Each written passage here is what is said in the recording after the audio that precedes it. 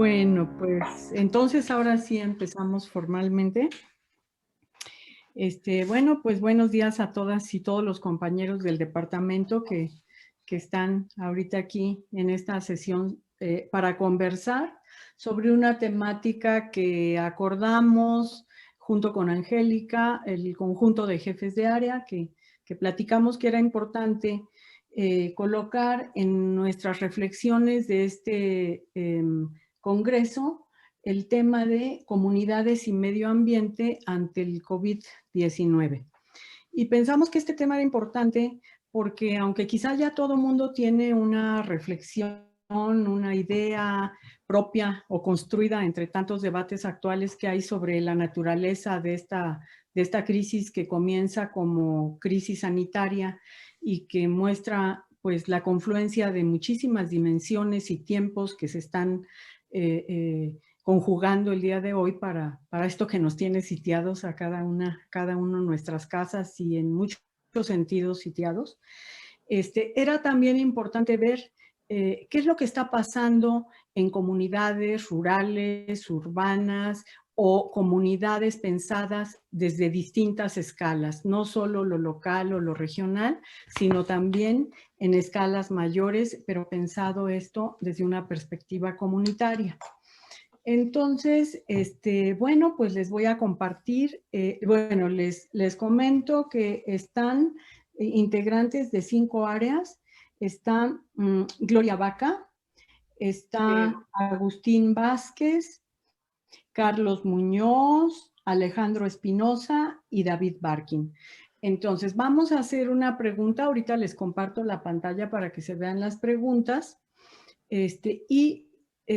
sobre la primera pregunta, cada conversadora y conversador tendrá 5 minutos para exponer su punto de vista, luego hacemos una segunda pregunta y también van a contar con 5 minutos para responderla y después habrá un espacio para que el conjunto del departamento, quienes estén interesados y quieran comentar o preguntar alguna cuestión, lo hagan tengan ese chance. Solicitamos que se respeten mucho los tiempos porque no estamos empezando muy puntualmente y que se respeten los tiempos tanto en la participación relacionada con las preguntas como después en las intervenciones que haya para hacer comentarios y otras preguntas. Entonces, la primera pregunta que ahorita les comparto la pantalla.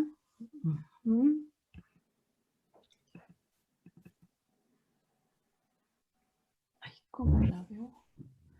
¿La están viendo ustedes? Sí. Sí la vemos. A ver. Pero se ve muy chiquito, ¿no? Es que pero sí se alcanza a leer. Bueno, no sé cómo se hace para... Uy, creo que salió peor, ¿verdad? Ya no sé. ¿Así la ven? ¿Un poquito mejor o está igual? Bueno, se las voy a leer. La primera pregunta dice, la pandemia del COVID-19 coloca en el centro las tensiones y contradicciones entre la salud y la viabilidad de la vida social, la economía, el desarrollo científico y tecnológico y el uso de bienes naturales. En este escenario, acá va la pregunta, ¿qué efectos y desafíos enfrentan las comunidades? Y dejamos comunidades abiertas precisamente con esta idea de que no se cierre a cierto tipo de comunidades, sino desde donde cada integrante de las áreas está observando este asunto. Entonces, pues si nos haces favor, Gloria. Claro que sí. De comenzar. Sí, buenos días a todos. Mire, desde el punto de vista de la teoría de juegos, porque es desde el que voy a hablar, hay un problema que es el de la acción social. ¿Cómo hacer para que las personas cooperen, se organicen para beneficiarse, ¿no? Para obtener beneficios? No es fácil, son problemas muy difíciles. La teoría de juegos nos presenta algunos modelos que nos permiten determinar algunos factores que hacen que esto sea posible. En mi ponencia de las 12, a las 12 tengo una ponencia, voy a presentar un ejemplo de una cooperativa de consumo, de producción y consumo, que está aquí en la Ciudad de México. Entonces, yo creo que es una manera que las personas empezaron a darse cuenta que se tienen que organizar y empezar a hacer las cosas de diferente manera. Entonces, es un buen ejemplo las cooperativas para resolver los problemas contra los grandes monopolios, ¿no? Y para obtener, todo el mundo se beneficia, los que compran y los que venden. Y entonces eso nos permite, en el modelo que presento, encuentro algunos parámetros para que esto sea posible. Los parámetros son el número de consumidores y la organización de los que participan, porque tiene que haber un núcleo básico, se le llama masa crítica, para poder empezar a tener beneficios. En este muy interesante, es en dos partes. Primero tenemos que aceptar participar y luego tenemos que cooperar en la organización de estas comunidades. Entonces, son modelos ya muy desarrollados. Hace rato les presenté el libro de Paloma Zapata. Ella ha hecho muchos, o hacía estos modelos, ya se jubiló. Y el de Elinor Ostrom, ¿no? Que es el de confianza y reciprocidad. Entonces, pues desde la teoría de juegos tenemos muchos modelos que nos dan datos cuantitativos que permiten convencer a las personas, ¿no? Y bueno, y dadas las circunstancias terribles en las que nos encontramos, pues algo tenemos que hacer y nos tenemos que organizar. Ya, eso es todo. Usaste 2 minutos. ¿Sí? ¿De verdad? Sí. Yo les quería presentar el modelo matemático, pero no sé. Bueno, bueno, si quieres dejarlo esto como introducción, creo que después podemos ser más flexibles contigo también para que amplíes tus ideas. Ok. Entonces, le damos la palabra a Agustín Vázquez. Por favor, Agustín. Buenos días a todos. Buenos días. Ahora tengo que poner la cámara. Bueno, yo empezaría respondiendo esta interrogante, diferenciando que hay dos temporalidades de los efectos del COVID-19 en las comunidades. Es un efectos de corto plazo y efectos de largo plazo, con el antecedente de que no hay en México una comunidad, sino que hay comunidades, hay una heterogeneidad y un criterio que que se utiliza para argumentar sobre esta afirmación que estoy haciendo, es que antes del COVID-19 muchas comunidades de México, en particular los territorios considerados rurales, han enfrentado una crisis que en el área de concentración denominan la multiplicidad de las crisis. Eso quiere decir que la crisis tiene varias dimensiones. Hay una dimensión de la crisis en términos puramente económicos, que se refleja en un incremento de las tasas de migración que se han observado en los últimos 30 a 40 años de las comunidades rurales de México, generando un despoblamiento. Hay una crisis con su dimensión financiera que ha desembocado en un proceso de financiarización de los hogares que forman parte de estos espacios en condiciones muy adversas, pinchándose al sistema financiero tradicional y además con la promoción de una política social por parte de los gobiernos que ha bancarizado a los hogares de estas comunidades, tratando de cambiar las conductas sobre el manejo del dinero. Hay una crisis de seguridad como resultado de la penetración del crimen organizado en alianza con algunas facciones de la burguesía estatal, que además ha impedido el acceso a ciertos recursos que en el pasado estas comunidades utilizaban con el propósito de generar condiciones de reproducción independientes a la lógica del capital. Hay una crisis política, las viejas organizaciones políticas que representaban los intereses de estas comunidades, organizaciones de masas, pues muchas de ellas están prácticamente subordinadas a los ritmos del capital, a los ritmos del Estado, y eso pues ha impedido generar un proceso de antagonismo desde estas comunidades en relación al Estado. También hay una crisis del sistema de salud pública, es un hecho que hemos constatado con este asunto del COVID-19. El sistema de salud de México está totalmente fragmentado, no alcanza o no llegan los servicios básicos de salud a muchas comunidades, sobre todo aquellas que se encuentran aisladas desde el punto de vista geográfico.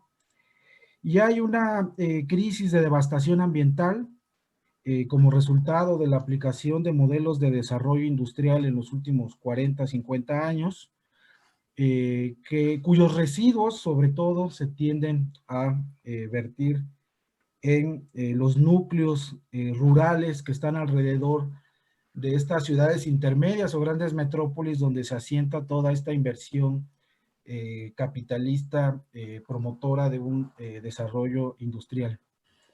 Entonces, estas múltiples dimensiones de la crisis podemos inferir que aquellas comunidades que han vivido todas estas dimensiones de la crisis, pues el efecto de corto plazo del COVID ha sido pues devastador. En cambio, comunidades que no presentan grados de intensidad mayúsculo en relación a la crisis y a todas estas dimensiones de la crisis, probablemente han sorteado o han sorteado parcialmente la crisis de corto plazo que genera el COVID-19. Lo que viene más bien, a mí lo que me gustaría destacar es que viene un efecto de largo plazo como resultado de la crisis que el COVID-19 genera en el campo de la economía. Sabemos que hay un incremento de la deuda pública, de la deuda privada, que hay una contracción del Producto Interno Bruto tanto mundial como nacional, que hay un incremento notable de la tasa de desempleo, y bueno, ya hay una caída de la tasa de ganancia, que es como el gran indicador de la salud de la economía capitalista. Y entonces, pues se requiere de lo que podemos anticipar es que obviamente viene una rehabilitación o una búsqueda de rehabilitación Agustín, de la tasa de ganancia. Por favor, Sí. ve cerrando tú. Una rehabilitación de la tasa de ganancia y lo que uno anticipa es que el gobierno, los gobiernos del mundo y del capital, pues están considerando que el suceso del COVID-19 es un choque exógeno superlativo. Y eso tiene como implicación que los costos de la crisis generada por el COVID-19 van a ser socializados y aquí está el efecto de largo plazo. Las comunidades que forman parte de los estratos más vulnerables de la sociedad pues van a tener un impacto proporcional a esta socialización de los costos que está promoviendo el capital y el Estado. Y evidentemente esta rehabilitación de la tasa de ganancia también busca generar nuevos nichos de mercado y ahí encontramos esta idea que se le llama la bioeconomía o la formación de una sexta onda larga de Kondratiev, donde la transición energética, la biotecnología, la nanotecnología y todo el sector de la salud pues van a ser privatizados. Bueno, es que gracias, Agustín. Okay. Disculpa, pero... Es que yo me aviento unas... No son ponencias, son sí, está bien. Respuestas breves. Bueno. Apenas estaba empezando. No, gracias. No, pues sí. Por favor, Carlos, y les voy a avisar con más anticipación que Agustín. Por favor, Carlos Muñoz. Gracias, sí, buenos días a todos. Pues voy a tratar de plantear ideas, aunque quedaran un poco sueltas, supongo que en un segundo momento se podrán retomar con más profundidad. Voy a tratar de simplemente regar algunas ideas, a ver si alimentan un poco dan oportunidad de la discusión.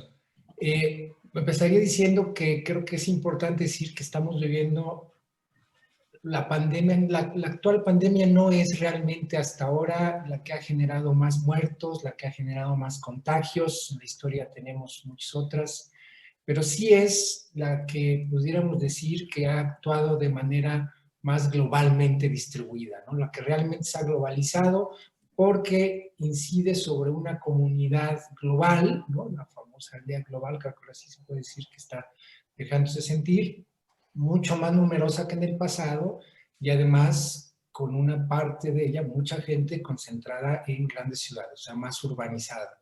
Por supuesto, esto ha tenido una serie de consecuencias.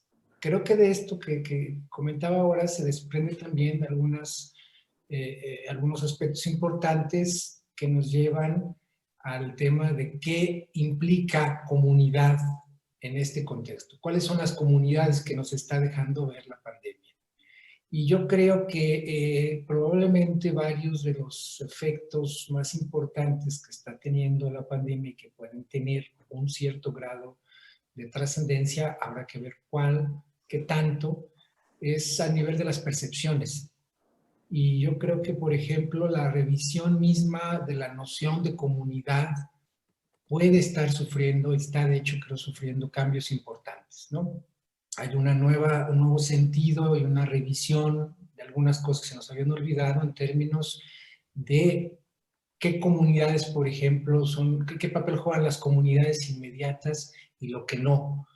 Qué papel juega esas redes de apoyo cercano que no puedes prescindir de ellas y por otro lado, en gran, digamos, con un doble carácter, las comunidades remotas, virtuales, que nos llevan a hacer cosas como las que estamos haciendo aquí ahora a distancia, ¿no? Una revisión también de lo que en ese sentido son realmente los básicos, los bienes, los servicios básicos, bien sea porque los estamos redescubriendo, ¿no? Ya existían, pero lo estamos viendo con claridad, los alimentos, los servicios médicos, algunas otras cosas, o que aparecen como esenciales ahora, como el caso de Internet. Pero en ese contexto, entonces, creo que están dejándose ver muchas desigualdades de las que hablaba ya de ahorita en este momento Agustín, y doble carácter de muchas cosas, ¿no? Entonces, las comunidades virtuales, pero por otro lado, el sentido, la importancia de las comunidades locales, ¿no? Lo que es a nivel de los domicilios, ¿no? De las casas mismas donde vive la gente, a nivel de la vecindad, a nivel de las familias. Y del otro lado, estas comunidades virtuales como las que hemos incluso empezado a experimentar con más fuerza, ya existían, pero las vemos con más claridad ahora, a nivel incluso de interacción internacional. Creo que se está revisando entonces en esa lógica el valor de lo que realmente tiene que hacerse y vale la pena a nivel de lo local, lo cual ciertamente abre oportunidades, eso creo que tocará verlo más adelante, por ejemplo, en términos del sentido de lo barrial, de lo comunitario, local, no nada más en términos rurales, por supuesto también ahí, pero a nivel urbano también. Creo que se está presentando también digamos, siempre a nivel de las percepciones, un riesgo de una cierta separación generacional, donde por un lado las nuevas generaciones que de por sí, digamos, pueden estarse sintiendo en una brecha frente a los viejitos porque pertenecen a la generación de lo digitalizado, también ahora pueden, y de alguna manera creo que están sintiéndose los menos vulnerables. Entonces, eventualmente esto puede abrir una brecha generacional muy grande, digamos, entre los digitalizados no tan vulnerables y las otras generaciones.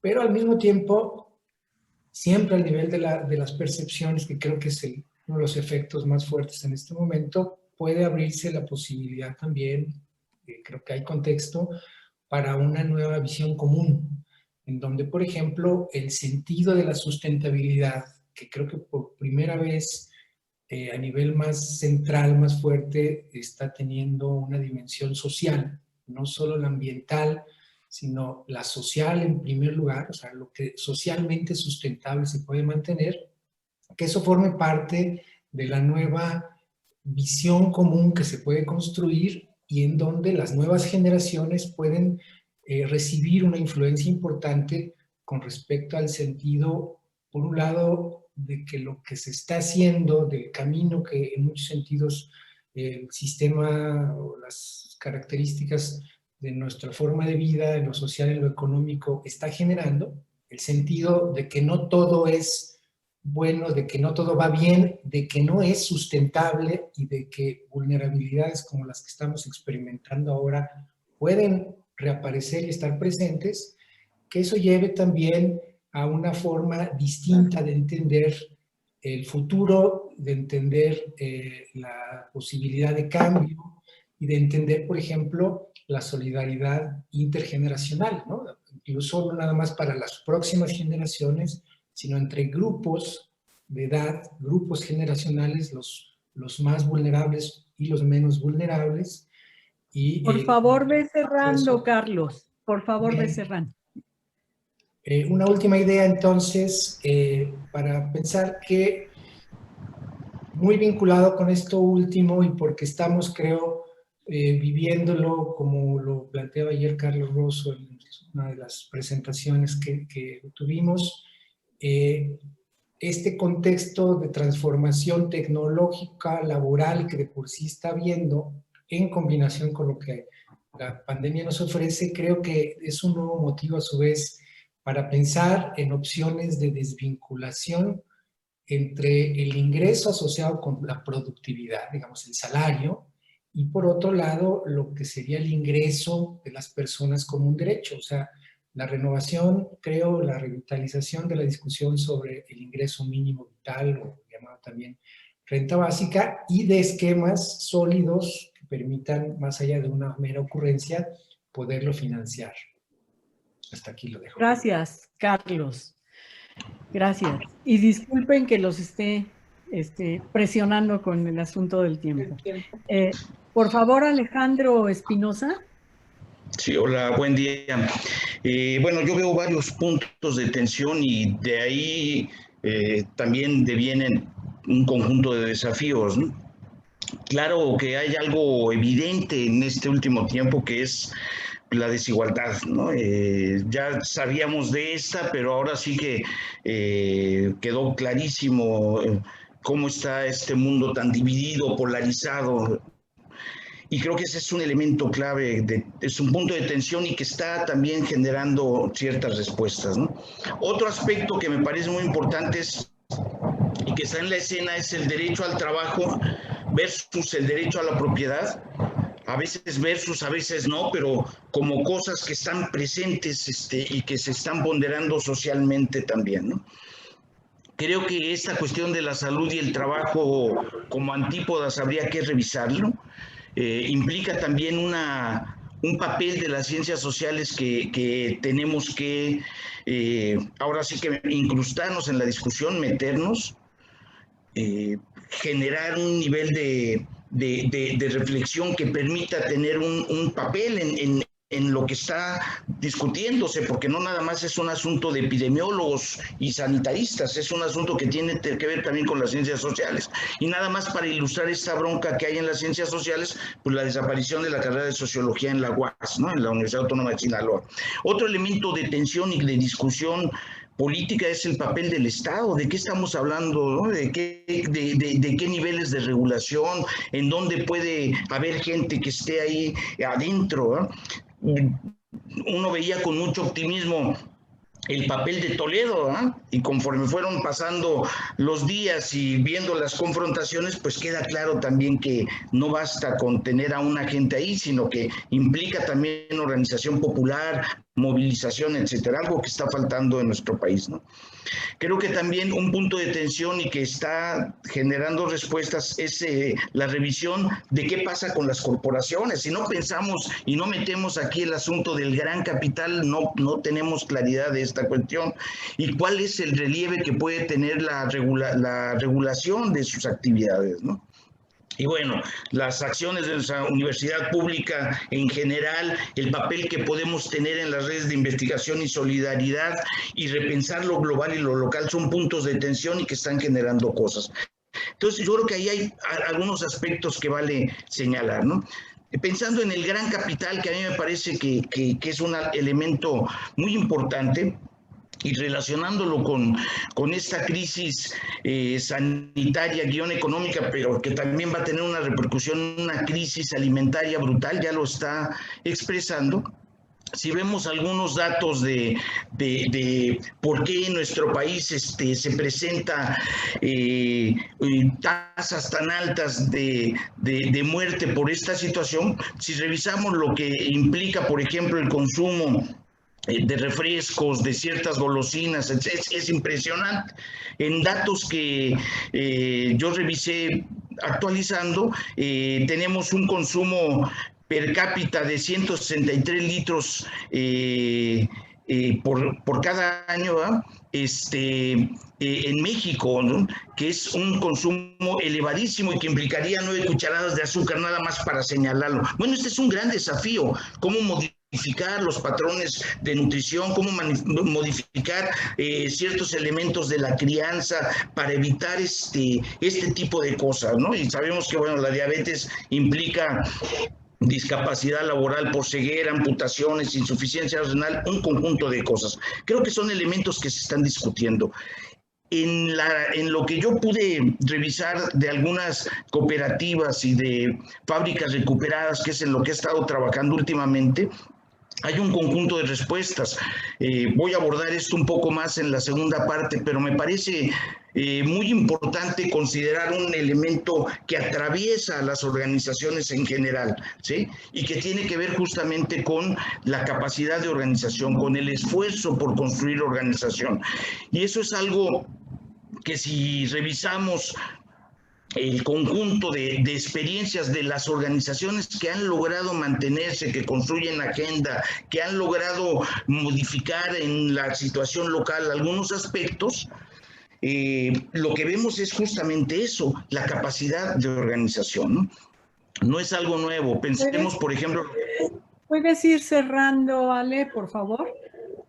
Bueno, a mí me parece que si lo revisamos esto, repito, en la segunda parte trataré de meterlo más claramente, podemos encontrar aspectos muy importantes. Y volviendo a las corporaciones muy rápidamente, Corten planteaba en el año 95 la necesidad de redescubrir y de ver el poder de gobernar que tienen las entidades empresariales. Creo que justamente la forma en que se han impuesto y que han construido modelos de negocios en donde la naturaleza no importa, e incluyo dentro de la naturaleza, por supuesto, a las sociedades, a los hombres y mujeres, es algo muy, muy importante. Entonces creo que una discusión frente al gran capital, la forma en que se organiza, que implica desde el gran capital hasta las organizaciones más muy importantes a nivel nacional, pero micro en términos de lo que es la gran complejidad, como el Consejo Coordinador Empresarial, la Coparmex, en fin. Creo que esto obliga a las organizaciones sociales a tener una lectura frente al capital que implica pues también una forma de enfatizar el papel de las clases sociales. Gracias. Gracias, Ale. Pues cerramos esta primera ronda con el doctor Barkin, por favor.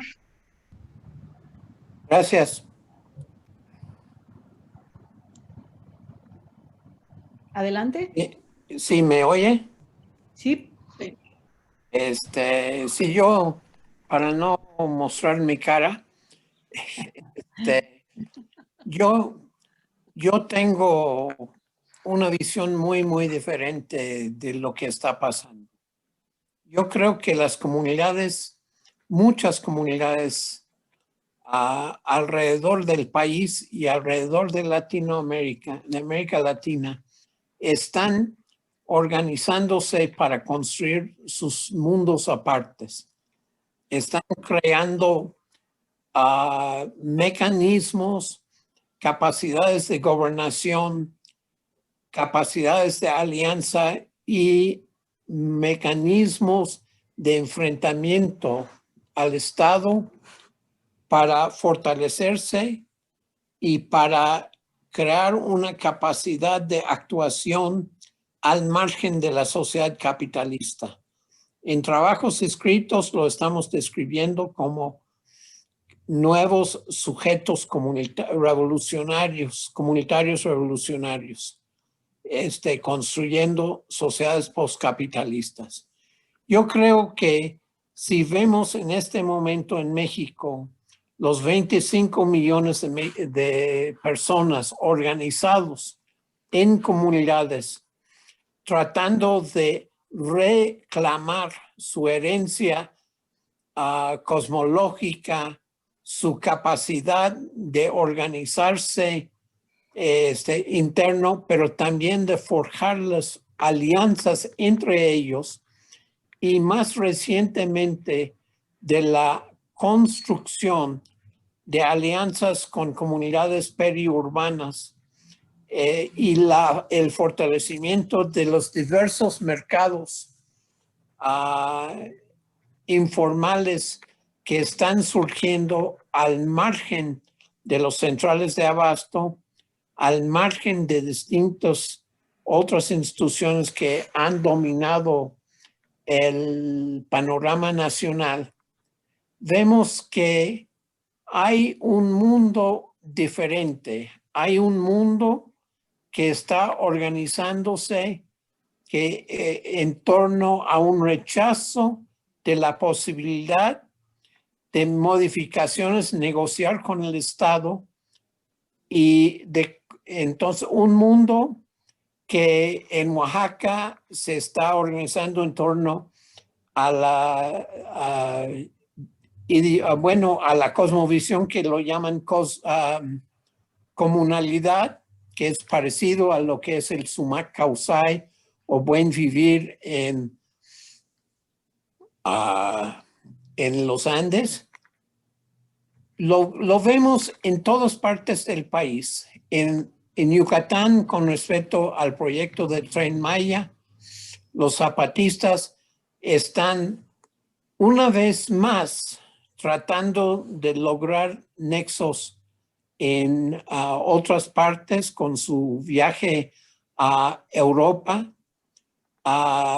Tosepan está celebrando 43 años con 250,000 de personas. La Sierra Juárez, lo que está pasando en Nayarit, en Jalisco con los Nayeri, los Cora, la transformación y expansión de la agroecología como un mecanismo de aumentar y complementar sus métodos tradicionales de cultivo, dan entonces una idea de otra forma de discutir, de examinar y ver cómo enfrentar la crisis actual. No he entrado específicamente en las medidas, pero en muchas comunidades sin la fuerza, sin la capacidad del Estado en su casi inexistente red sanitaria, están enfrentando el problema con varios tipos de enfoques más tradicionales. Yo sé que esta presentación está más dirigido a la segunda pregunta, pero yo quisiera, sobre todo por el tono de mis compañeros en el panel en este momento, quisiera tratar de inyectar otro tono de discusión de cómo estamos enfrentando el problema de reacciones a la pandemia. Muchas gracias. Gracias, David. Pues enseguidita te vuelve a tocar a ti, precisamente para abordar una segunda pregunta, aunque bueno, pues esta primera pregunta me parece que ha puesto sobre la mesa un conjunto de temas sumamente importantes. El Estado, Alejandro preguntaba el papel del Estado, tú hablas de comunidades que se organizan al margen del Estado, el tema mismo de la comunidad, que estamos entendiendo por comunidad, dice Carlos Muñoz, algunas otras temáticas que surgen, que emergen con esta crisis actual y que se colocan en un primer plano, ya lo estaban, como el tema de la desigualdad, el trabajo, pero particularmente ahora la salud, la alimentación, la importancia de no dejar a un lado el papel de las corporaciones y también el estira y afloja con estos poderes económicos, la financiarización, decía Agustín, y bueno, algunas herramientas o maneras de abordar esto como la teoría de juegos. Indudablemente dijeron mucho más, yo no voy a hacer un resumen, pero me parece que han colocado en el centro un conjunto de temas que es importante abordar. La segunda pregunta que voy a compartir en este momento, espero que la estén viendo, dice, reconociendo aportes de experiencias sociales, que es un poco a lo que apuntaba David desde la primera intervención, ¿qué oportunidades se abren a las comunidades para transitar hacia modos de producción y consumo que reviertan o cuando menos contengan la crisis ambiental y sanitaria y mejoren las condiciones sociales y económicas de la vida de estas comunidades o personas? Esta es la segunda pregunta y ahora daríamos la palabra en un sentido inverso. Comienza precisamente David y creo que puede complementar la idea que comenzó desde la primera. Adelante, David, por favor. Muchas gracias. Yo quiero extender y profundizar este comentario y esta visión que nosotros tenemos en el área de cambio social. Yo creo que es muy, muy importante entender que en este momento comunidades alrededor del país, y no solamente alrededor del país, en todo, por no ir más allá, dándose cuenta de que su bienestar, su capacidad de reaccionar frente a la pandemia, su necesidad de consolidar respuestas e instituciones locales, implica desarrollar capacidades, desarrollar conocimientos y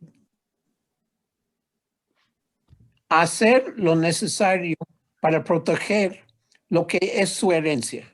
Las comunidades campesinas e indígenas en nuestro país son los únicos grupos que son capaces de conservar y ampliar la biodiversidad que caracteriza este país. Son estas comunidades también las que van a estar en la primera línea de batalla para salvar el control social, público, ciudadano del agua. El agua quizás es el recurso más importante que está en tela de conflicto en este momento. Se está reproduciendo, pero en una forma mucho más profunda, el conflicto respecto al glifosato en el agua, el control que se está luchando, peleando en Chihuahua, la capacidad de parar las minas, la necesidad de transformar la agricultura industrial y agroexportadora. Todo estos son luchas en las cuales las comunidades rurales, las comunidades indígenas y campesinas son muy importantes. Quiero enfatizar en este proceso que a pesar de todo lo malo de grandes partes del programa social, se está viendo un resurgimiento de la ocupación de suelo campesino y un aumento en la diversificación y de la producción primaria, que está resultado como una reacción directa a la crisis y al desentendimiento del Estado de muchos grupos sociales. Lejos de lo que algunos están diciendo, de que el 4T está desgajando organizaciones, tenemos que ver que las organizaciones mismas no se están dando por vencidas.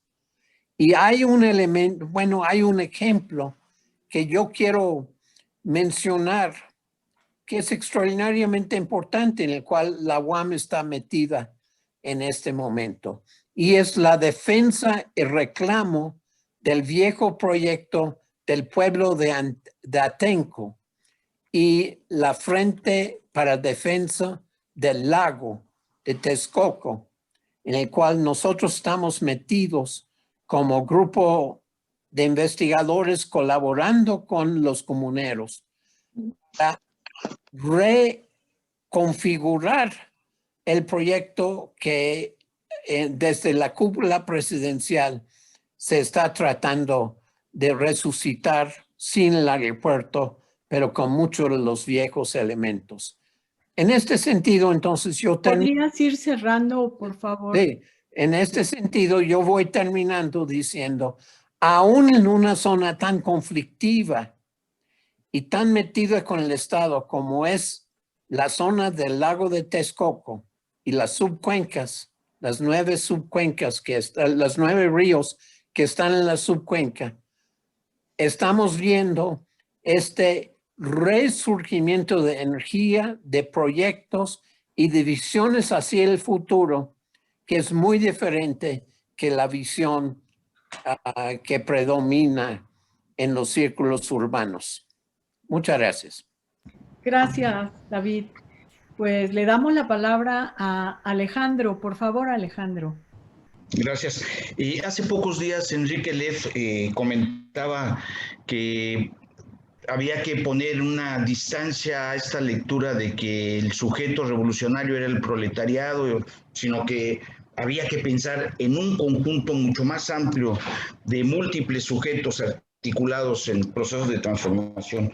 Y yo creo que sí, que no es un asunto nada más de las comunidades campesinas e indígenas, es un asunto de los trabajadores, de las cooperativas y de un nivel de complejidad que estamos viviendo. Un dato, cada 24 horas Google tiene más de 3,000 millones de búsquedas.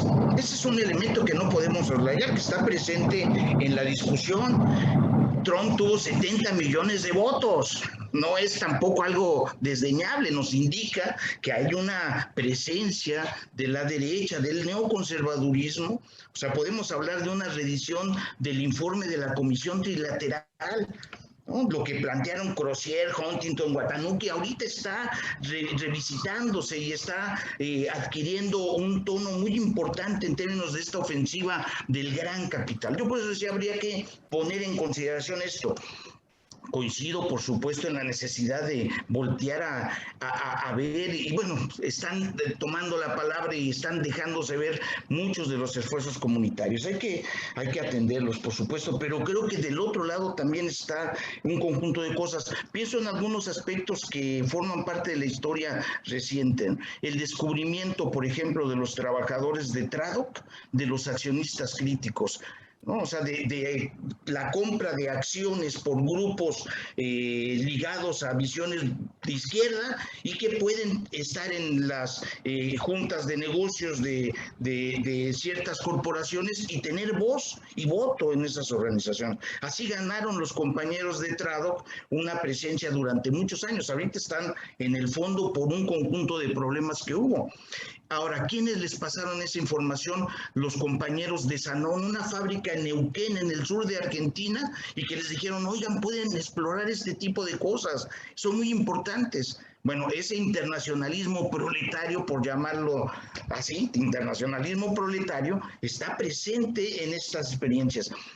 En el caso de la red gráfica que se formó en Argentina también, son diversas empresas, diversas cooperativas, 7 cooperativas que comenzaron en el año 2007 y que han logrado, o sea, comenzaron con ese número, han logrado tener más empresas recuperadas y es una presencia pública muy importante. Cuando esto lo comentaba con un amigo del Colegio de Michoacán, que conoce justamente David Barkin y otros colegas, con Yanga Villaflores, él me decía, oye, nosotros también tenemos una experiencia muy importante sobre las cadenas cortas, los circuitos cortos aquí en Michoacán. Y bueno, tuve la oportunidad de acercarme y de revisar esto y bueno, y ver que son cosas muy importantes y que tiene que ver justamente con esta ruptura del aislamiento, con la construcción social en donde están elementos de confianza, identitarios. Entonces, bueno, ahí está, ¿no? En el último tiempo también algo que me parece muy importante y que habría que explorar las organizaciones es cómo pueden penetrar en las instituciones y cómo pueden tener una presencia pública. En algunas experiencias que se están dando en Uruguay, a pesar de este gobierno conservador que ganó las elecciones, y en Argentina, hay una presencia de las cooperativas de manera importante en algunos lugares de decisión dentro del gobierno y que están al menos conteniendo parte de la bronca que se ha dado hacia los trabajadores. Creo que esta ofensiva brutal que han vivido los trabajadores con el neoliberalismo y que se agudizó con la cuestión de la pandemia, ha tenido respuestas también creativas de parte de los trabajadores, construyendo estas formas de alianza, estos circuitos horizontales de organización. Tan solo esta experiencia que les decía del sindicato gráfico es algo que ¿Puedes ir cerrando, Ale, por favor? Claro que ¿Puedes ir cerrando? Sí, que está atravesando esto, ¿no? Entonces yo creo que esto habría que verlo. Y nada más diría, hay varios ejemplos, ¿no? La construcción de cooperativas de plataformas libres, ¿sí? La construcción de cooperativas en campos en donde no habían incursionado, por ejemplo, en la salud mental. Creo que son cosas que se tienen que valorar y que están presentes. Y ahora, por ejemplo, en el caso de la salud mental, es fundamental pensando justamente en los efectos que ha tenido en este sentido devastador la pandemia.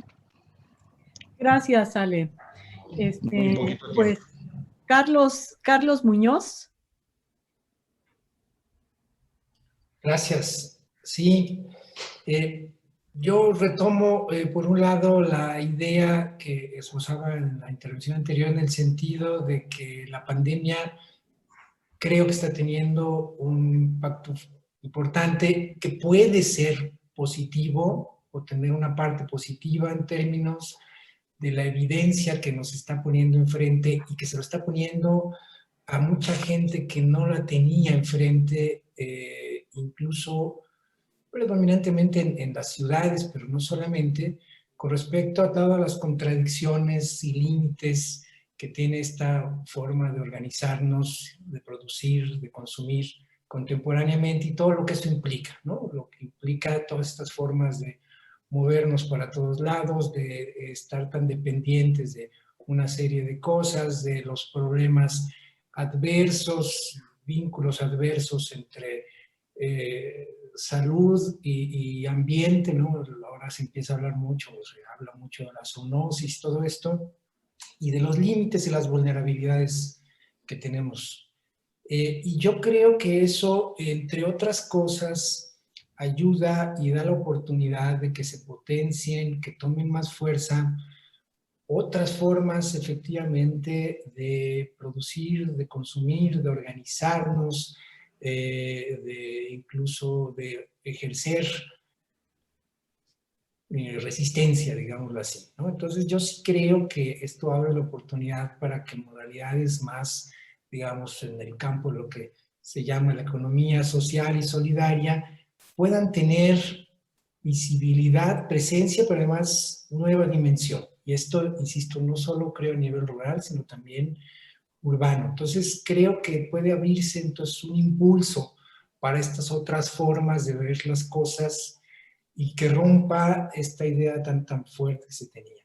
Sin embargo, creo que, como por un lado apuntaba Alejandro, en el sentido, y creo que también Agustín, en el sentido del peso que en un contexto como el actual tienen estas grandes corporaciones, estos grandes grupos, algunos de ellos incluso que están saliendo fortalecidos en el contexto, en el momento actual, ¿no? El caso de Amazon, el caso de empresas de software, en el caso de empresas farmacéuticas, tienen un papel, juegan un papel y hay que ver en qué manera se acomodan y ganan fuerza.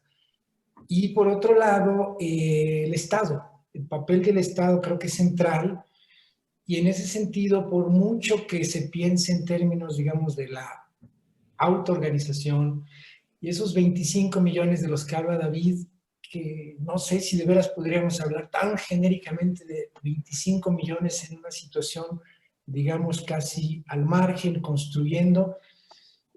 Vamos a decir que lo fueran, sigue siendo una minoría y sigue habiendo muchas cosas que están recibiendo efectos, y entre esos muchos que están recibiendo efectos importantes, adversos, están sobre todo grupos vulnerables, o sea, gente con condiciones de precariedad en muchos sentidos, de pobreza, grupos vulnerables en distintas acepciones de la palabra. Y en ese sentido, entonces, creo que pensar simplemente, digamos, como que viene emergiendo un movimiento aparte que va a lograr hacer todo casi que independientemente de la pandemia, independientemente de lo que haga el Estado, etcétera, lo veo como una visión demasiado optimista. O sea, me parece importante, creo que este tipo de cosas se están revalorizando mucho en este momento y juegan un papel importante, pero yo creo que sí es importante también pensar en términos, por un lado, de sus propios, digamos, problemas, limitaciones que se enfrentan. O sea, hay problemas en la organización social, hay contradicciones, hay límites, hay restricciones. Estos grupos incluso de alguna manera están resintiendo algunas de las políticas que ahora en el nuevo gobierno también se están queriendo impulsar y lo han dejado saber. Entonces tampoco podemos pensar que se está al margen de estas cosas. Y ese planteamiento también casi como de que la pandemia no toca a estos grupos, me parece que no es tan realista. O sea, yo sí creo que hay implicaciones, yo sí creo que incluso en términos de salud hay grupos que están recibiendo afectaciones y que en lo económico lo están resintiendo. Y aunque haya formas de organización y de, digamos, de proyecto alternativo que están teniendo un papel importante y que yo veo con mucho optimismo ciertamente, ¿no? Lo que está pasando con Atenco, que lo decía David, creo que es un caso interesante, y todo el proyecto alternativo en torno al ex lago de Texcoco. Yo creo que no podemos dejar de pensar que hay también un contexto que en algunos sentidos los está tocando, que puede ser adverso, y en donde no me parece que pueda hablarse casi como de dos mundos paralelos que no se tocan, y en donde lo de abajo necesariamente va emergiendo, va creciendo y va a acabar por imponer una nueva realidad, o al menos generar condiciones razonablemente buenas para todos los actores sociales involucrados, que además podría pensarse, ¿no?, en esta lectura, van en ascenso.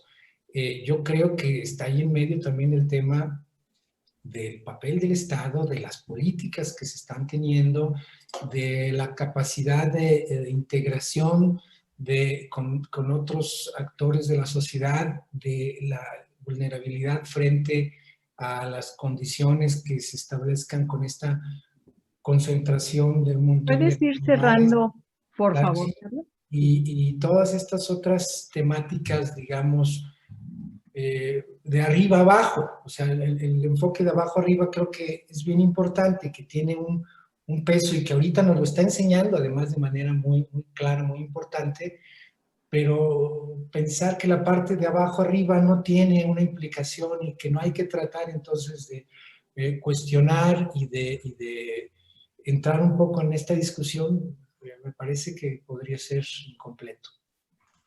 Gracias, Carlos. Por favor, Agustín.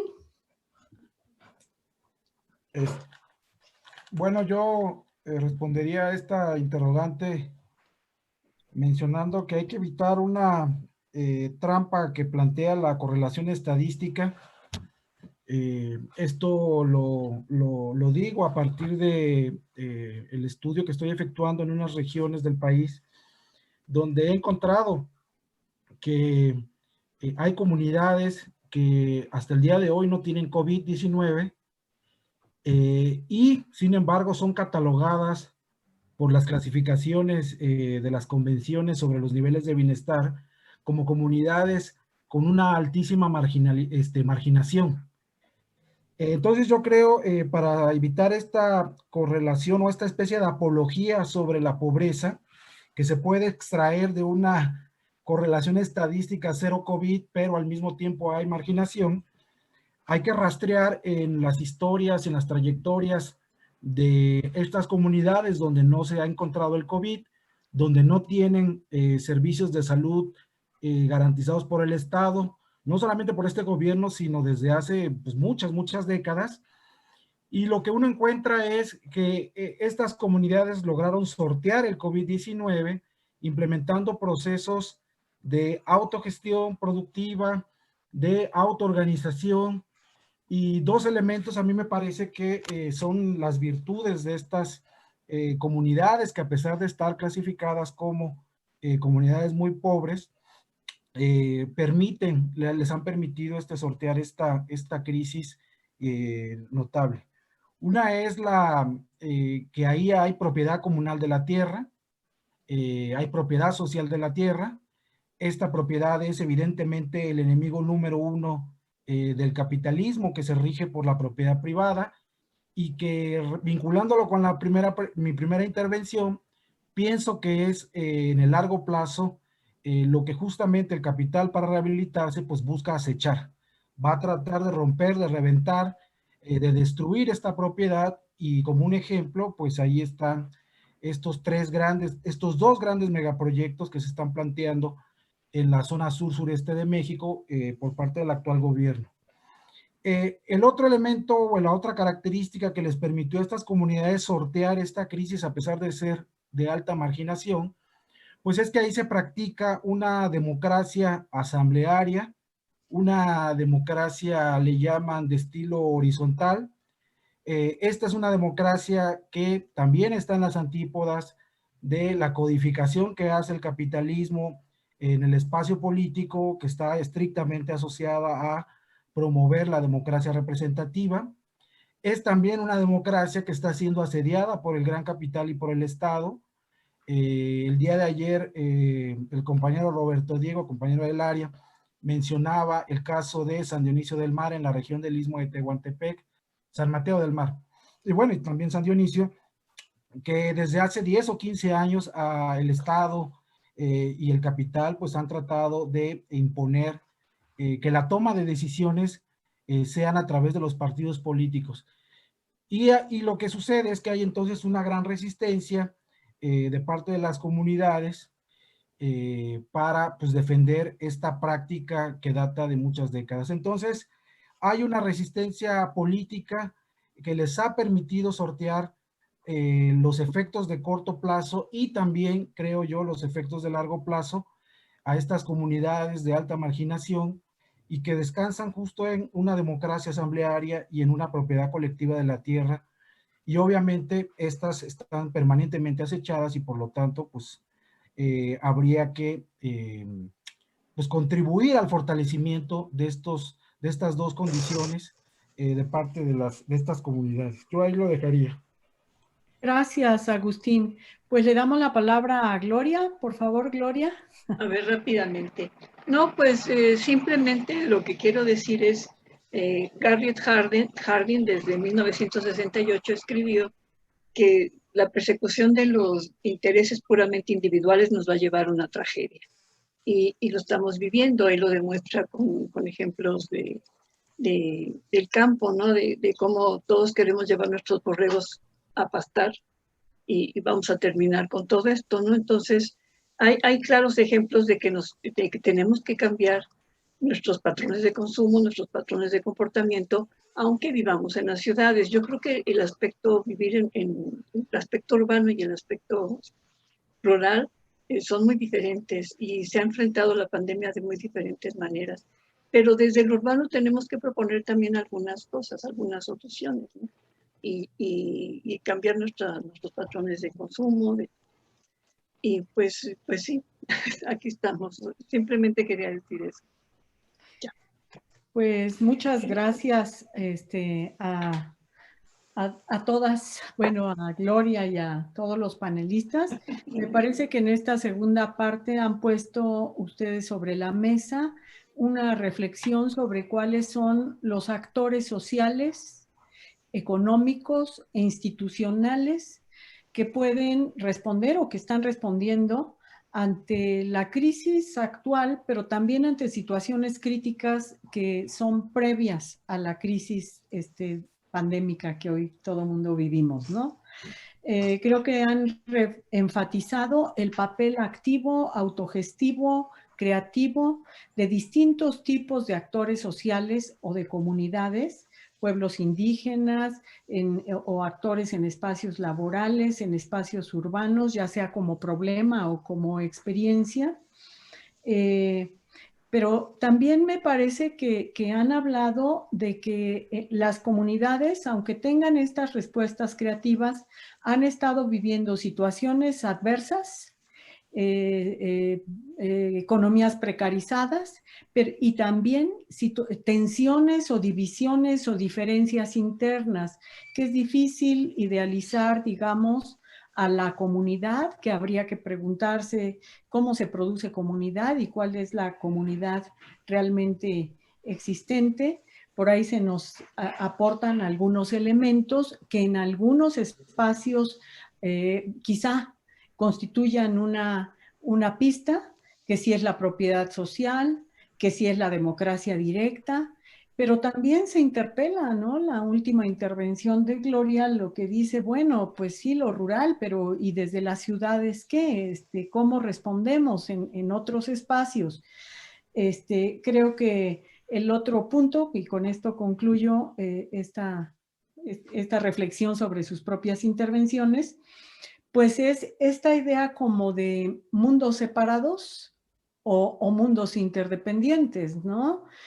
Podemos realmente crear economías, sociedades, organizaciones políticas, autogestivas y autonómicas al grado de prescindir del Estado o de ignorar el papel del mercado. No lo plantearon ustedes así, pero me parece que tendríamos que pensarlo. Yo diría, por ejemplo, que incluso las organizaciones que viven en zonas zapatistas exportan café, por ejemplo, están vinculadas al mercado mundial. Entonces, ¿cómo pensar la Tosepan, de la que todo mundo estamos o conocemos como una experiencia realmente extraordinaria? Por supuesto, está vinculada no solo al mercado mundial, sino a un mercado nacional. Entonces, el problema es cómo reconstruir comunidad y cómo responder en esta situación crítica que hoy vivimos, acentuada o magnificada por esta crisis, pues considerando este entramado tan complejo en el que actúan las comunidades y actuamos nosotros, estemos o no en alguna comunidad. Y pues yo hasta ahí dejo esta reflexión sobre sus intervenciones y le paso la palabra a la moderación, perdón, a Graciela, porque ella va a moderar la segunda parte de esta conversación. Adelante, Graciela. Gisela, buenas tardes, buenos días nuevamente a todos. Bueno, yo solamente quiero recuperar de esta segunda pregunta que se nos planteaba a los ponentes de qué oportunidades se abren a las comunidades para transitar hacia otro tipo de modelos. Me parece muy interesante empezar por el punto final de Gloria cuando ella recupera la tragedia de los comunes de Harding y donde pone en evidencia que justo la individualidad, que fue lo que potenció mucho el modelo neoliberal, nos ha llevado a una situación de crisis que como bien señala una de Angélica en una de las preguntas que a continuación les mostraré, la pandemia lo que viene a hacer es agudizar algunos aspectos de crisis que ya veníamos arrastrando de muchos años, precisamente por esa visión individualista. Por tanto, yo recupero de estas participaciones como 3 elementos que han enfatizado mucho cada uno de nuestros participantes, que es la cooperación, la autogestión, la organización para la resistencia. ¿Hacia dónde llevan estos elementos en todas sus discusiones? Hacia la búsqueda de nuevas formas de vida que van a tener que sortear y que van a tener que ir buscando, pero en un escenario donde hay empresas multinacionales, corporaciones que llevan, digamos, en este momento una ventaja enorme por todo el ámbito que han cooptado, no solo en el plano económico, sino en el plano social, en el plano ideológico, ¿no? Hay autores que hablan, por ejemplo, de esto de la colonización del imaginario y cómo es necesario descolonizar, porque no solo es la concentración del capital de estas empresas, sino cómo ellos han penetrado en nuestras decisiones y en nuestras formas de vida. Y por otro lado, el papel del gobierno, que aunque puede este gobierno actual entrar con una intención, yo diría, positiva en el sentido de ir rompiendo con todos esos patrones del neoliberalismo que tanto daño han hecho, también están como entre el ensayo y el error, con muchas fallas que ya se han venido comentando y que se seguirán comentando. Sin más, yo quisiera iniciar leyendo algunas de las preguntas que hacen los colegas y si hay alguien más que quiera escribir en el chat o hacerlo verbalmente, adelante. Empiezo con una pregunta de Laura, donde ella señala, va para todos y ustedes dirán cómo quieren contestarla, que ella señala que pertenecemos a varias comunidades y que en cada una tomamos acciones de apoyo y se pueden tender los puentes, ¿no? Comunidades en términos de la familia, el trabajo, etcétera. Su pregunta es si esta es una crisis a corto plazo o es la primera de muchas a nivel global en las que podemos incurrir si no se toman cambios radicales. Una segunda pregunta viene de Angélica. Ella nos señala que hemos vivido crisis recurrentes y que la pandemia en realidad solo está agudizando algunos aspectos. Ella pregunta si específicamente a David Barkin que cuáles serían los cambios institucionales que él menciona y que pueden ser más importantes para que en este país se dé un cambio. Pregunta a todos también que cuáles consideran que son los alcances del proyecto de economía social y solidaria del gobierno actual.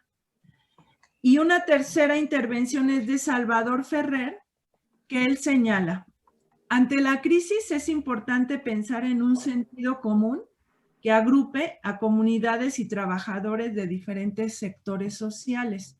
¿Qué opinan los ponentes sobre esta aseveración? Entonces, yo estoy aquí observando si alguien más quisiera hacer una pregunta. Parece que por el momento no. Entonces, podríamos iniciar las respuestas con estas 3. Si alguien quiere tomar la palabra. ¿Quién quisiera empezar? Yo empiezo, porque creo que Laura Peñalba, pues ahí me menciona. Sí, claro. Adelante. Soy yo, ¿no, Agustín? Ah, sí. Sí, no era Cartens, pero bueno, como no está, no, pues... ¿qué pasa? No, ese ¿Qué pasó, Graciela? Adelante. De peso. No, yo respondería a la pregunta de Laura de manera afirmativa. Si no hay un cambio radical en cuanto a la relación entre la economía y la naturaleza, la relación política entre el Estado y la sociedad civil, por supuesto que vamos a seguir siendo testigos de crisis, de otras pandemias, también con mucha mayor intensidad, estos fenómenos asociados al estrés que causa el fenómeno del cambio climático global. Y la verdad es que la posición desde el poder encarnado en el Estado y en el capital es una versión cínica. Ellos no están planteando ningún cambio Y esto lo sostengo a partir de una simple conceptualización que he escuchado en repetidas ocasiones de los economistas que están tomando las decisiones respecto a la orientación del futuro. Y es que el COVID, el cambio climático global, son choques puramente exógenos. Y como lo dije en la primera intervención, la exogeneidad o interpretar estos sucesos como exógenos implica que no tiene ninguna responsabilidad la organización actual del campo de la economía, la relación entre la economía y la naturaleza, ni tampoco tiene ninguna responsabilidad del surgimiento de estos virus y de estos choques asociados al cambio climático global, pues la relación política que existe entre el Estado y la sociedad civil. Entonces, estas crisis, por el contrario, si se van a seguir viviendo, pueden representar incluso una gran oportunidad de negocios, como lo dijo por ahí, creo que Alejandro y Carlos Muñoz, para rehabilitar las tasas de ganancia, pero la implicación es evidentemente que los efectos de este tipo de crisis, pues, recaen en la población más vulnerable. O sea, lo que dijo ayer Gisela Espinosa en su intervención, que hay cuerpos que importan y hay otros cuerpos que no importan, y resulta que las mayorías de la población, pues son cuerpos que no importan y que lo único que le interesa al capital es evidentemente sostener el funcionamiento de este sistema y rehabilitar la tasa de ganancia. Entonces, ¿de dónde provendría un cambio radical? Pues yo creo que se han dado unos trazos por parte de muchos de los aquí participantes, pues que se necesita una transición socioecológica, y eso proviene, proviene de la resistencia política actual, y que yo cerraría simplemente mencionando que no deja de ser acechada por parte del capital y del Estado, porque el capital tiene un sentido omnívoro. Es una especie de ente que no deja la sobrevivencia y la permanencia de otro tipo de formas de organización y de reproducción de la vida. Y en ese sentido, yo cerraría que entre el corto y el largo plazo hay un mediano plazo, y ese mediano plazo está definido exclusivamente por lo que van a ser quienes forman parte de la resistencia política. Y pues obviamente yo me decanto que ojalá no solamente las comunidades rurales, sino también quienes estamos en las ciudades, en las grandes metrópolis, en las ciudades intermedias, pues tomemos la decisión de organizarnos para combatir al capital y al Estado, que va a intensificar su violencia, y así se ha registrado en cada una de las crisis que han ocurrido previamente a la crisis del COVID-19, y basta pensar en la crisis del 2008-2009, que generó una intensificación de la violencia, sobre todo en los territorios de América Latina, a través de estas inversiones llamadas megaproyectos de minería, etcétera, etcétera, etcétera. Toda esta lógica de extractivismo y de acumulación originaria. Gracias, Agustín. David, adelante, por favor. Gracias. Son varias preguntas. Voy a contestar algunas de las, Angélica, preguntas sobre la economía social y solidaria. Yo desgraciadamente tuve una oportunidad de interactuar directamente con los del INAES.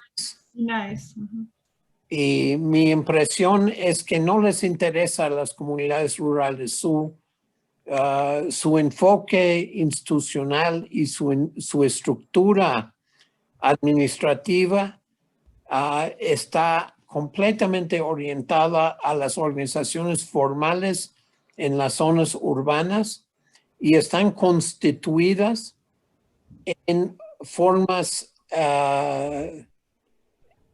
administrativas que les permite a estas organizaciones acoger a distintos tipos de programas.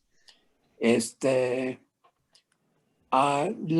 problema de Coneval también, el Coneval tiene una visión de pobreza, una visión de bienestar que a lo mejor sería un poco más sensible con variables derivadas de la pandemia, pero francamente no puede llegar a entender cuál es el concepto de bienestar en el mundo de que yo estoy hablando. Ahora, los problemas más difíciles.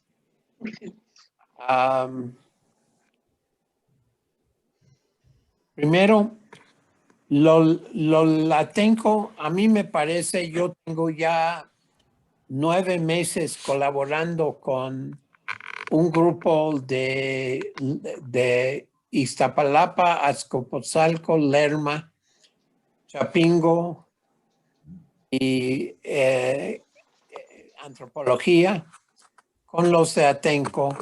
Y lo que a mí me llama mucho la atención es su visión ahora, un cambio muy importante de negociar a nivel no solamente del pueblo de Atenco, sino todos los pueblos para rescate y conservación de los 9 ríos en la subcuenca de Texcoco y la creación, a diferencia del proyecto presidencial, de un área natural protegida. Ellos quieren evitar que los que compraron bienes raíces alrededor de lo que iba a ser el aeropuerto lo pueden convertir en una especie de nuevo foco como Santa Fe en el norte de la ciudad, del Valle de México. Con respecto a los programas que yo estoy hablando, la pregunta realmente es muy, muy importante. ¿De qué manera los cambios institucionales que estamos viendo ahora son relevantes para el mundo rural? ¿En qué manera el mundo rural puede enriquecer el mundo urbano? Yo creo que Laura en particular tiene experiencia en la forma en que hay alguna colaboración. Bueno, Laura y su equipo, perdón. Hay un esfuerzo de tratar en algunas comunidades de relacionar sus propias actividades con las de las zonas urbanas de las cuales son vecinos. Y en este sentido, yo creo que es muy, muy importante que entendemos las experiencias de la Copuda en Oaxaca y los grupos en Milpa Alta y el esfuerzo de muchas comunidades periurbanas de tratar de proteger sus bienes naturales frente a la expoliación, a la avaricia del individualismo de que varios han hablado. Gloria, a mí me impresionaste mucho con volver a traer Garrett Hardin ¿A colación? A colación. De hecho, si yo quisiera ser el enfant terrible, yo diría que Garrett Hardin podría ser el diseñador de la carrera de economía de la UAM Xochimilco. Es decir, la preeminencia, el dominio del individualismo metodológico en nuestro departamento y la visión que enseñamos de mercados manejados por decisiones de actores individuales es extraordinario. Y yo quisiera esperar que es un poco alejado de cómo funcionan los mercados. Por un lado, tenemos el caso que acaba de decir, creo que Agustín acaba de mencionar, la extraordinaria intervención de las transnacionales en tratar de controlar, pero por el otro lado, el reconocimiento por parte de muchos grupos sociales de la posibilidad de alejarse de esto creando sus propios mundos.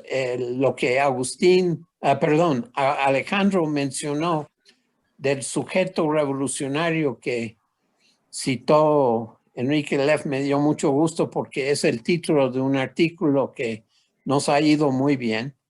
El sujeto comunitario revolucionario, que están construyendo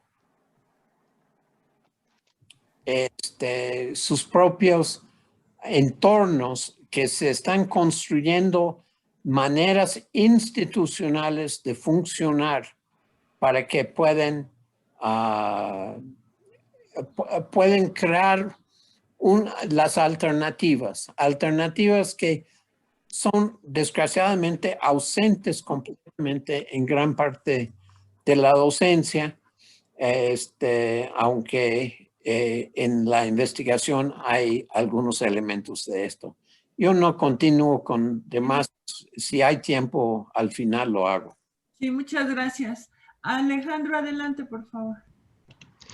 Sí,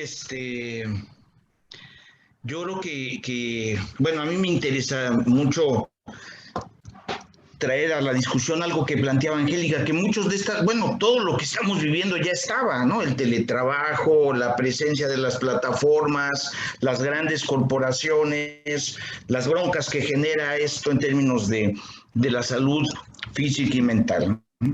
Sin embargo, se ha agudizado y está claramente presente.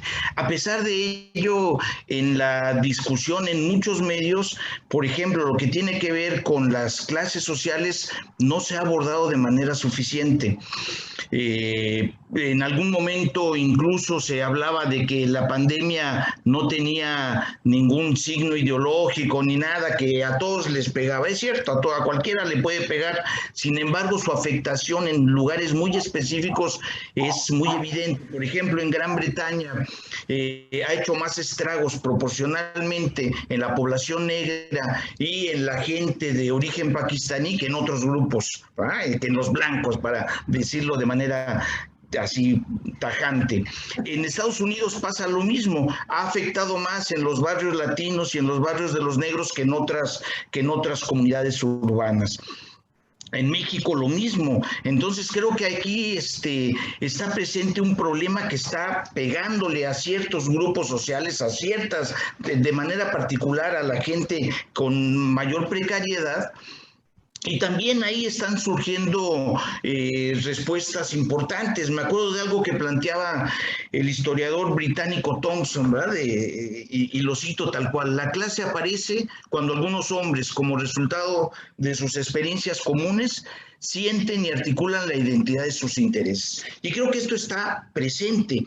Ahora, que esto pueda traducirse en la modificación del sentido común, un poco lo que estaba planteando Salvador, habría que ver, ¿no? Ahí se trata de una batalla cultural muy grande en donde, si bien ha habido avances muy importantes en términos de los cambios, por ejemplo, en procesos de trabajo donde hay horizontalidad, toma de decisiones democráticas, rotación de élites para que justamente haya una mayor fuerza de la democracia dentro de las organizaciones, el aprendizaje de cosas nuevas, lo que lleva en su conjunto, en esta complejidad que estamos, a que el obrero, a diferencia de lo que planteaba Montgomery, ¿verdad?, de que debajo de la gorra del obrero estaba el cerebro del patrón, pues acá lo que vemos experiencias que devienen en que debajo de la gorra del obrero está el cerebro del obrero y el sentido de lo que está planteando.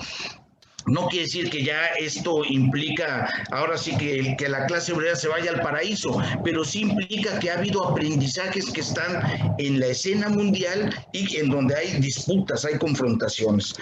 Yo quisiera comentar una experiencia que me parece muy importante, aunque sea viejita, pero para pensar en esto que señalaba Laura, ¿no? Por ejemplo, en el movimiento urbano popular en México, estoy hablando de algo muy viejito, de la Coordinadora Nacional del Movimiento Urbano Popular, formada sobre todo por el Frente Popular Tierra y Libertad y por la UCP. Los CDPs también jugaron un papel muy importante. Ese esfuerzo implicaba que la gente que estaba ahí se veía como vecino, se veía como organizador de una construcción de agenda para pensar lo urbano. El papel protagónico de las mujeres fue muy importante, muy, muy importante. Entonces, ahí podemos hablar de distintos roles, de distintos papeles. ¿Qué se generó en esta, como una respuesta? Bueno, el surgimiento de la Asamblea de Barrios y de la Coordinadora Única de Damnificados, que después implicó la construcción del Frente Metropolitano y la posibilidad de pensar en la ciudad, no solamente en términos de las cuestiones básicas, necesitamos agua, necesitamos que haya alumbrado eléctrico, lecherías de liconza, etcétera, no, sino también el asunto de la democracia. Creo que son experiencias que podemos utilizar para revisar con esta mirada de la importancia de la comunidad y de la forma en que se generaron distintos roles sociales, en donde, por cierto, participaron compañeros de nosotros. El papel de Pedro Moctezuma fue muy importante, el papel de Bernardo Navarro, de Ángel Mercado, compañeros, estos dos últimos de Xochimilco, ¿eh? Entonces yo creo que eso está pasando también al menos en lo que yo conozco de las fábricas recuperadas y de algunas experiencias de cooperativismo en México, en donde no ha sido suficientemente promovido e impulsado por el propio gobierno de la 4T. Si bien se abrieron espacios, se modificó todo lo que tiene que ver con reglamentaciones y el apoyo a las cooperativas, la posibilidad de que las cooperativas tengan una influencia en la economía realmente, en la posibilidad de crecer, en construir estas cadenas que permitan su supervivencia, todavía hay mucho por andar. Claro que no podemos pedir nada más del gobierno el que pueda dar una respuesta a esto, pasa por las propias organizaciones. En el caso de las cooperativas de la Ciudad de México, es muy importante. Entonces yo creo que, sí, nada más quería señalar que creo que si no metemos la mirada de las clases sociales para entender esto, puede haber un poco de, análisis mutilados para la comprensión de este nivel de complejidad en el que estamos, ¿no? Y hay otras cosas. Gracias. Carlos, por favor. Sí, yo quisiera tomar como eje la pregunta que hace, que creo que tiene mucho sentido, que nos hacía Gisela, respecto a la idea de mundos separados o mundos interdependientes. Yo creo que es central y yo creo que esto se vincula con algunas de las intervenciones, por ejemplo, el planteamiento de Laura Peñalba sobre la idea de pertenencia a múltiples comunidades y distintos niveles de comunidad, ¿no?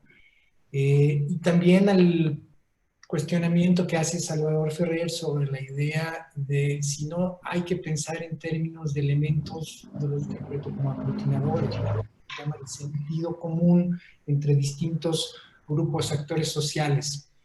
Y yo creo que ahí está una parte importante que creo que no puede dejar de mencionarse en una mesa que tiene la temática que esta.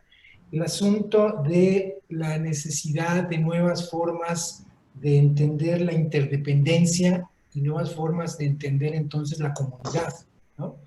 Que yo decía un poco al inicio, estamos hablando de comunidades en muchos sentidos disociadas, tanto en términos de lo local físicamente como lo virtual, pero también donde se están marcando muchas diferencias, lo rural, lo urbano, los más vulnerables, los menos vulnerables, los que están en sectores que se tienen que exponer ahora a riesgos y los que no.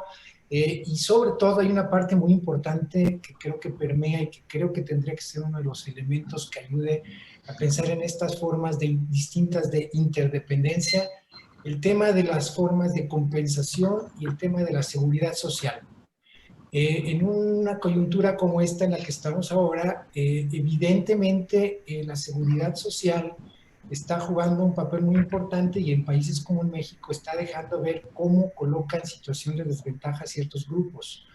Y la seguridad social, que tiene que ver con la suficiente y adecuada atención médica de salud, que tiene que ver también con la medicina preventiva, y que tiene que ver con otras formas de garantizar que en situaciones de inestabilidad, de crisis como la que estamos viviendo, las afectaciones no sean tan dispares y tan fuertes para ciertos sectores. Entonces, evidentemente, sectores que van al día económicamente, que no pueden dejar de trabajar, que están en segmentos que se considera por un lado de alta prioridad, pero por otro lado no tienen ningún tipo de cobertura, están en una situación mucho más vulnerable. Entonces, se ha hablado, por ejemplo, que si no debería esta pandemia servirnos para repensar las formas de solidaridad en términos financieros, que es el tema no solo de las pensiones, es el tema también de los seguros de desempleo, el tema de la asistencia social en un sentido amplio, y es el tema también de opciones como la de un ingreso mínimo básico, una renta básica, que puede ayudar a que precisamente en condiciones como estas la vulnerabilidad sea menos extrema. Son formas de acercar, digamos, de entender distinto la interdependencia entre la sociedad. Una interdependencia que pueda tener una expresión financiera, institucional, que resuelva parte de estas dualidades y contradicciones tan fuertes que se están generando. Que pudiera, por ejemplo, darle una cobertura mucho más fuerte en términos de compensación y de garantía a los trabajadores del campo que están en una situación, que está viéndose por un lado que juegan un papel central en términos del suministro de lo imprescindible, ¿no? Los bienes básicos, y que por otro lado no tienen realmente tampoco muchas posibilidades de sustraerse a estos riesgos tan altos. Entonces yo creo que eso debe poner sobre la mesa el tema de la seguridad social, del ingreso mínimo universal, etcétera.